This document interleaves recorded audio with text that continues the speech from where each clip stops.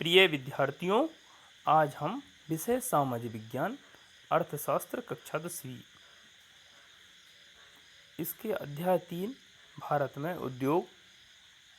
आज हम पढ़ेंगे भारत में उद्योगों के प्रकार, भारत के विशिष्ट उद्योग एवं उनका वितरण, उद्योगों का राष्ट्रीय अर्थव्यवस्था में योगदान। आइए अब हम देखते हैं कि उद्योगों में वस्तु का निर्माण किस प्रकार होता है।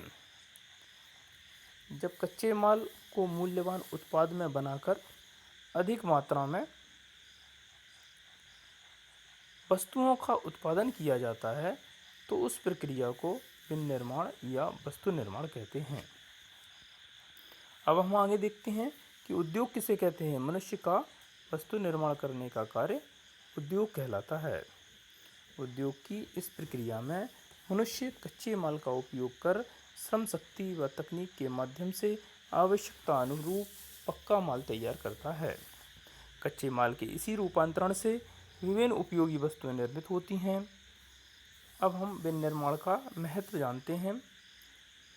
पहला, विनिर्माण उद्योग से कृषि को आधुनिक बनाने में मदद मिलती है। दूसरा, विनिर्माण उद्योग से लोगों की आय के लिए कृषि पर से निर्भरता कम होती है। तीसरा, विनिर्माण से प्राइमरी और सेकेंडरी सेक्टर में रोजगार के अवसर बढ़ाने में मदद मिलती है।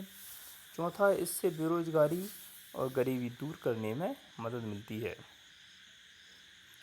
पांचवा, विनिर्माण द्वारा उत्पादित वस्तुओं से निर्यात बढ़ता है जिससे विदेशी मुद्रा देश में आती है। छठवां, किसी देश में बड़े पैमाने पर विनिर्माण होने से देश में संपन्नता आती है। इस प्रकार हम कह सकते हैं कि उद्योगों के माध्यम से देश की आय में वृद्धि होती है। अब हम देखते हैं राष्ट्रीय अर्थव्यवस्था में विनिर्माण उद्योग का योगदान, कि हमारे देश की अर्थव्यवस्था में विनिर्माण उद्योगों का क्या योगदान है।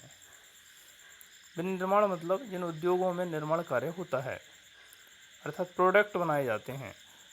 हम देखते हैं सकल घरेलू उत्पाद जीडीपी में उद्योग का कुल शेयर 27% है। इसमें से 10% खनन, बिजली और गैस से आता है, से 17% विनिर्माण से आता है। लेकिन सकल घरेलू उत्पाद में विनिर्माण का यह शेयर पिछले 2 दशकों से स्थिर रहा है। पिछले दशक में विनिर्माण की वृद्धि दर 7% रही है। 2003 से यह वृद्धि दर 9 से 10% रही है। अगले दशक के लिए कम से कम 12% की वृद्धि दर की आवश्यकता है। भारत सरकार ने नेशनल मैन्युफैक्चरिंग काउंसिल (NMCC) का गठन किया गया है ताकि सही नीतियाँ बनाई जा सकें और उद्योग सही ढंग से कार्य करें। अब हम उद्योगों की अवस्थिति को जानेंगे। उद्योगों की अवस्थिति को प्रभावित करने वाले कुछ कारक निम्नलिखित हैं। पहला है कच्चे माल की उपलब्धता, दूसरा श्रम की उपलब्धता, तीसरा पूंजी की उपलब्धता, चौथा ऊर्जा की उपलब्धता। इसके बाद बाजार की उपलब्धता, आधारभूत ढांचे की उपलब्धता इत्यादि उपलब्ध होने के द्वारा ही उद्योग को हम चला सकते हैं। आधारभूत ढांचे की उपलब्धता, कुछ उद्योग शहर के निकट स्थित होते हैं जिससे उद्योग को कई लाभ मिलते हैं। शहर के पास होने के कारण बाजार उपलब्ध हो जाता है। इसके अलावा शहर से कई सेवाएं भी मिल जाती हैं जैसे कि बैंकिंग, बीमा, यातायात, श्रमिक विशेषज्ञ सलाह आदि।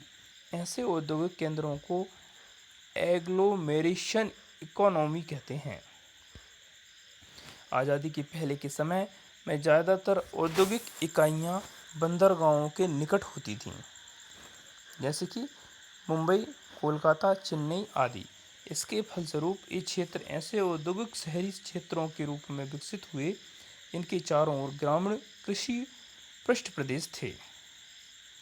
आइए अब हम जानते हैं कच्चे माल पर आधारित उद्योगों का वर्गीकरण, अर्थात उद्योगों के प्रकार। तो पहला कृषि आधारित उद्योग, कच्चे माल पर, क्योंकि कृषि से कच्चा माल प्राप्त होता है, खनिज से कच्चा माल प्राप्त होता है। तो कृषि आधारित उद्योग कौन कौन से हैं?